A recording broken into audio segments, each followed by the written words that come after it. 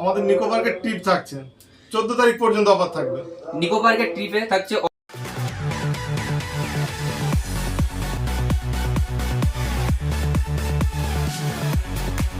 এ মাসে আজকের 4 তারিখ, আজকের থেকে 14 তারিখ অবধি যারা আমাদের সাধারণ টেলিকম সোনাডাঙ্গা ও আমডাঙ্গা ব্রাঞ্চ থেকে মোবাইল ফোন কেনার করবে তাদের জন্য থাকছে নিকো পার্কের টিকিট। সাধারণ টেলিকম সোনাডাঙ্গা ও আমডাঙ্গা থেকে যারা স্মার্টফোন কিনবে তাদের ভিতরে 5 জনকে লাকি ড্রর মাধ্যমে আমরা নিকো পার্কে নিয়ে যাব। তো আমাদের লটারি হবে ঠিক 15 তারিখে। তো যারা ফোন কিনতে আগ্রহী 4টা থেকে 10টা পর্যন্ত গিফট তো অবশ্যই আছে।